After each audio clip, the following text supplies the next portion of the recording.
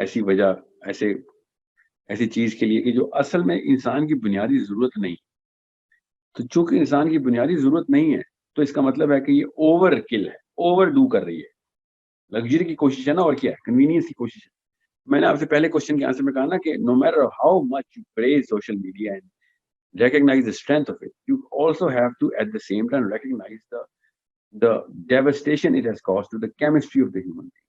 نبی علیہ السلام نے اس ٹائم لائن کے آخر میں نہیں آئے, نبی علیہ السلام کے بعد بھی 300-400 سال 700 سال تک کسی بھی لیول کے اوپر سائنس نے اس لیول پہ ترقی نہیں کی کہ وہ میٹر کو اس لیول پہ ٹیم کرے یا یوز کرے, کہ ٹیکنالوجی کو اس طرف لے کے جائے کہ جو کہ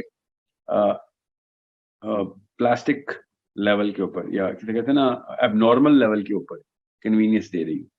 سو آسانی کا ہی حکم ہے. نبی علیہ السلام نے بھی کہا کہ 2 راستے ملیں گے, جو ان میں سے آسان ہے وہ چوز کر لو, جو دن کے جو روزمرہ کے معاملات ہیں, جو کام آسان کر وہ لگے وہ کیا کرو. سو یہ آسانی میں نہیں آتا, یہ لگژری میں آتا ہے. This is not necessity. Social media کے علاوہ بھی زیادہ تر لوگ, پوری دنیا کے زیادہ تر عوام سوشل میڈیا کے علاوہ زندہ ہیں. ہم میٹرو سٹیز میں بیٹھ کے یہ مت اسیوم کریں کہ 7 بلین عوام سوشل میڈیا پہ آ گئے ہیں. 7 بلین میں سے تقریباً 5 بلین نے کبھی سنا بھی نہیں ہے فیس بک کیا ہوتا ہے. So let's just not assume that the whole world is in social media. گاؤں میں چلے جائیں, اپنے غریب غربا کو دیکھ لیں, بیچاروں کے پاس کون سا موبائل ہے, انہیں کیا پتا کون بل گیٹس استعمال کر, انہیں کیا پتا واٹس ایپ کیا ہوتا ہے. اور یہ پوری دنیا میں ایسے معاملہ ہے, صرف پاکستان میں نہیں. سو when we are living in an abnormal level, we are the one who's actually suffering.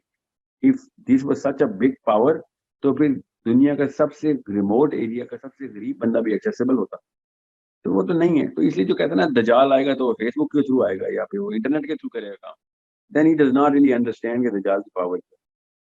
اور یہ والی پاور بائی دا وے نبی علیہ السلام سے بہت پہلے کے انبیاء کے پاس بہت عام سی بات تھی.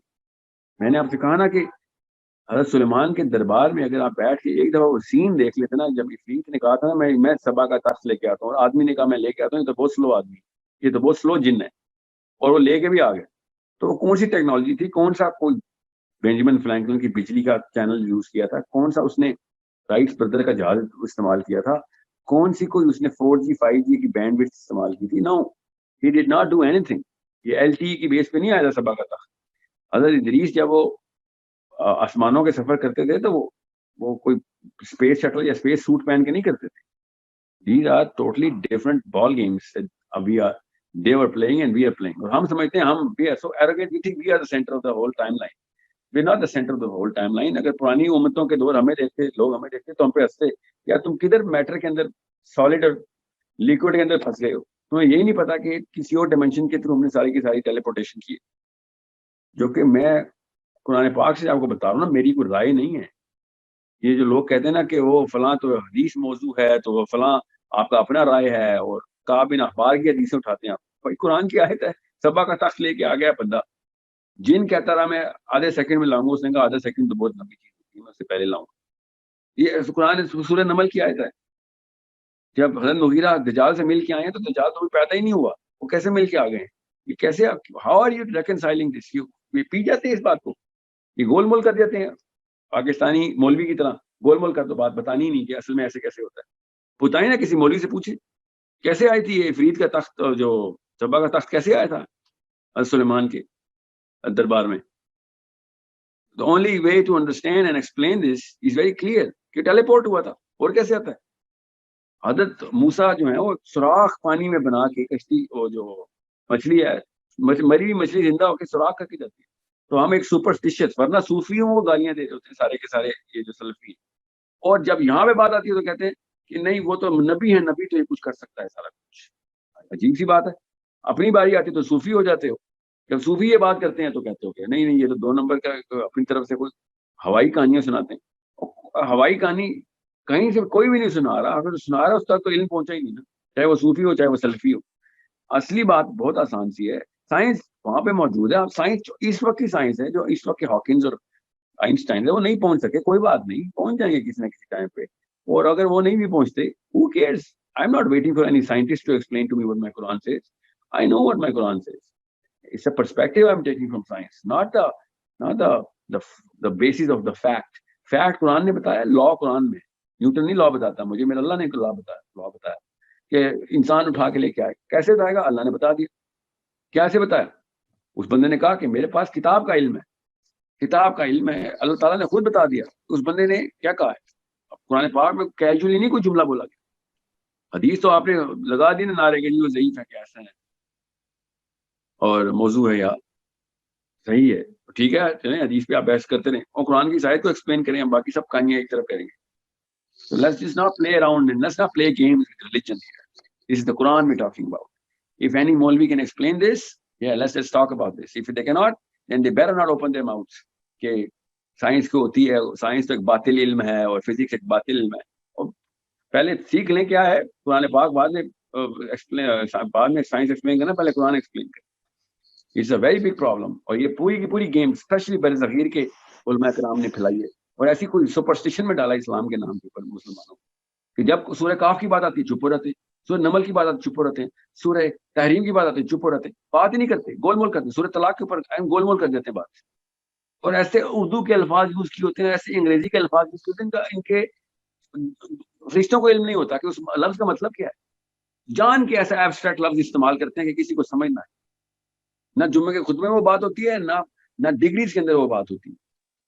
جب کسی پیور جید عالم سے پوچھا جائے وہ بھی کہانی سنانا شروع کر دیتا ہے کہ یہاں پہ والی بات متشابہات ہے. نعوذ باللہ، نعوذ باللہ. متشابہات، ہر قرآن کی آیت متشابہات میں ڈال دی انہوں نے. مطلب کسی کو نہ بتانا ہونا تو ایک الگ بات ہوتی ہے، جب آتا ہی نہ ہونا تب اس طرح کی باتیں ہوتی. کسی کو نہیں بتانا تو ٹھیک ہے، حضرت علی اور معاویہ کے معاملات نہیں بتانے نا، نہیں بتاتے، ٹھیک ہے ہم چپ رہ جاتے. مگر یہ والی باتیں تو چپ پانے والی نہیں ہے. یہ تو قرآن پاک کی بات ہوئی. تو آیتیں یہ تو انسانیت کا ارتقاء ہے پورا کا پورا، آخرت کے پورے معاملات اس آیت کے ایمان کی. Can't just wing this, okay? Can't just beat around the bush. This is the Quran Pak we're talking about. Let's just not play games here. Let's just be Muslims and be pure Muslims. قرآن پاک کی جیسے وہ Richard Dawkins امام، کیا نام ہے اس کا، امام بول رہا ہوں اس کو، وہ جو جرنلسٹ ہے مہدی حسن، اس کے ساتھ بیٹھا ہے اور مہدی حسن کو کہتا ہے do you believe that your prophet flew on the white horse. تو وہ مہدی حسن آگے سے کھسیانہ ہو کہتا ہے یس وی بلیو لائک دس. مطلب اس حالات پہ سائنس کی کتابیں سجدہ کر چکی ہیں کہ اپنے ایمان کو ظاہر کرتے ہیں. Understand how big of a problem it is. بچوں کو مرنے سے پہلے تک ٹائم ہے ہمارے پاس، بچوں کو یہ بتا کے جانا ہے کہ نیوٹن اور آئنسٹائن جو نا تھیوریٹیکل فزسسٹ تھے. ہم اللہ تعالیٰ کے لاز دنیا میں بتانے والے ہیں. ہمارے پاس تھیوریز نہیں، لاز ہے ہمارے پاس. یہ اللہ تعالیٰ کے کلام ہے ہمارے پاس. کوئی نیوٹن کا باپ بھی پیدا ہو جائے نا تو وہ اس کے قریب بھی نہیں پھٹک سکتا. ہمارے قرآن اور حدیث میں تھیوریاں نہیں ہیں، ڈائریکٹ لا ہے. یہ ایسے ہی مانیں گے تو باقی کی ساری باتیں کلیئر ہو جائیں گی. اور یہی ہے اس آیت کا مطلب جس پہ اللہ نے قرآن پاک شروع کیا کہ کسی بھی لیول کے اوپر اس کتاب میں شک نہیں ہے سوائے اس کے کہ جو شک ڈھونڈنا چاہے. اور کس کے لیے شک نہیں ہے؟ جو کہ متقین ہیں، جو اللہ کو مان گئے ہیں کہ یہ اللہ کا لا ہے، ان کے لیے پھر ہر چیز کھل جائے گی، ہر چیز بیان ہو کے ایکسپلین ہو کے سامنے آئے گی. جو مانتا ہی نہ ہو، شک میں پڑا ہو، تو اللہ پھر اس کو پھر گمراہی کرتے ہیں. قرآن پاک سے زیادہ گمراہی کی بھی کتاب کوئی نہیں ہے جس کی نیت میں فطور ہو. تو جس کو بچوں کو پہلے ہی بدنیت کر رہے ہیں، ہم خود کنفیوز ہیں. لوگوں کو پھر بچہ جب سوال کرتا ہے تو 2 تھپڑ لگاتے ہیں اس کو کہ اس طرح کے سوال کیوں کرتا ہے، نعوذ باللہ. اللہ کے بارے میں ایسے سوال، قرآن پاک کے بارے میں ایسے سوال. یہ عام پاکستانی انڈین بچے کی اس وقت تربیت میں ہو رہا ہے. پھر کوئی سیدھی بات کر دے تو یار یہ تو خارجی ہے، یا پھر یہ تو وہ فنڈامنٹلسٹ ہے، یہ تو ایکسٹریمسٹ ہے، نعوذ باللہ. حضرت سلیمان نے افریت کا دربار میں بات ہو رہی ہے، اس میں کون سی نعوذ باللہ ایسی کوئی بات کر دی؟ قرآن پاک کی آیت ہے ڈائریکٹ. سبا کا تخت اٹھا کے انسان آدھے سے بھی آدھے سیکنڈ میں حضرت سلیمان کے سامنے رکھ دیتا ہے. Tell me what is the meaning of this, tell me the meaning. جب ذوالقرنین سبا کے اوپر ٹریول کرتا ہے، ٹیل می دا میننگ، سبا کا مطلب بتائیں. ایک قرآن پاک کی جلد نکالیں جو کسی بھی مسلمان کے گھر میں پڑی ہوئی ہو، سبا کا مطلب بتائیں اور اس جو مطلب میں جو لفظ لکھا ہوا ہے اس لفظ کا مطلب بتا دیں.